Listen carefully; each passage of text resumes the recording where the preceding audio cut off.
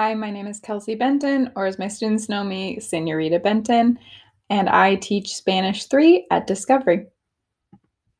Today we're going to be talking about the Spanish 3 textbook, Spanish 3 curriculum, and how you can best help your student. Our Spanish 3 textbook is Así se dice tres, or 3. It is technically a hardcover textbook that we have when we're in class, like physically. But right now we are using the online version of the textbook. Luckily, it's really easy for students to access the online textbook. All they have to do is open up a blank Google Chrome page, go up to where the apps are housed in the top right corner, go down, find the McGraw-Hill app, click on it and open it up, and that takes them directly to their textbook, which is really convenient. So what we cover in Spanish 3. Spanish 3 is considered an intermediate high class. This means that students should come into class being able to write in paragraphs and use transition words. They also should be familiar with the present and past tenses. So all of these things are things we learned in Spanish 1 and 2, and these are writing skills that they've started to develop over those past 2 years. Students will learn how to communicate in the future, conditional, perfect, and subjunctive tenses in Spanish 3. Essentially, in Spanish 3, they learn all of the grammar tenses that they haven't learned yet. So by the end of Spanish 3, they should know the majority of Spanish grammar tenses. Spanish 3 topics that we go over. So we cover the following unit themes. Unit 1, Cocina Hispana. We talk about foods and food preparation, recipes, things like that. Unit 2, Cuídate bien. This is where we discuss wellness, physical fitness, and exercise. Unit 3, Pasajes de la Vida.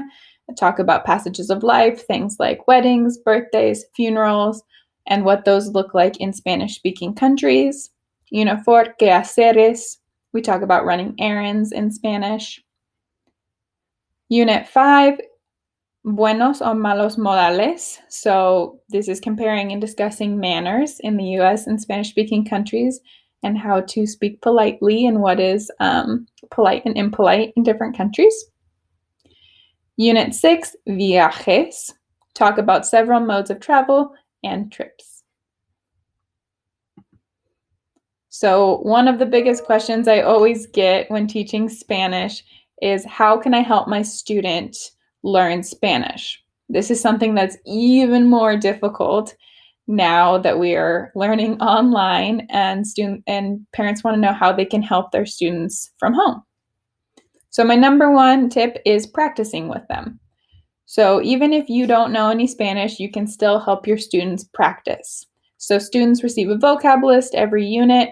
You can help them by encouraging them to make flashcards, either physical ones, or Quizlet.com is a great source if they want to make virtual flashcards. And then you can run through and quiz them on their flashcards and help them practice, because the more they go over their vocab, the more likely they are to remember their vocab later on. Also, in every unit, we have either a speaking presentation or a conversation or some kind of skit that students have to do. So you can help them practice for their presentations. You can run lines with them or be their conversation partner. Even if you don't speak Spanish, you can still help them by just helping them practice.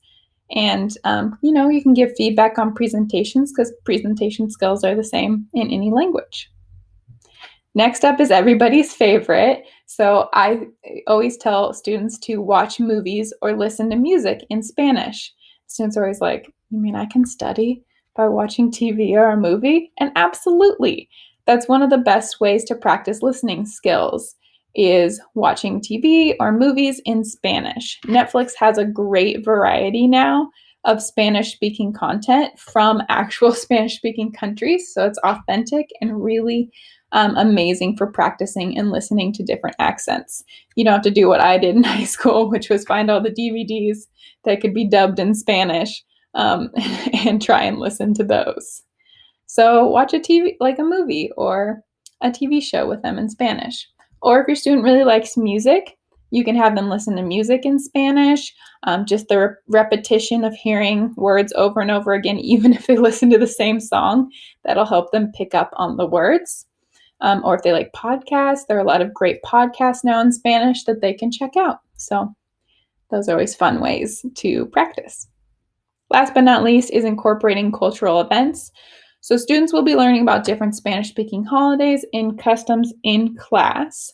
And what I would encourage families to do is to ask your students to maybe teach you about what they're learning in class, especially if it's something or a holiday or celebration that you're not familiar with, because it gives kind of students a reason to share what they've learned.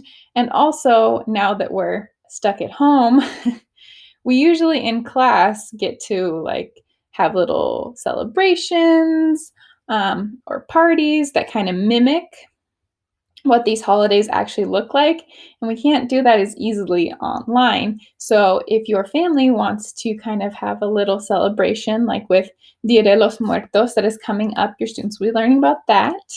You can have them teach you about it, and you can have a Dia de los Muertos celebration and maybe make something like pan de muerto, which is dead bread, which is a lot of fun and really helps the experience be more authentic for students. That's all I have for Español 3.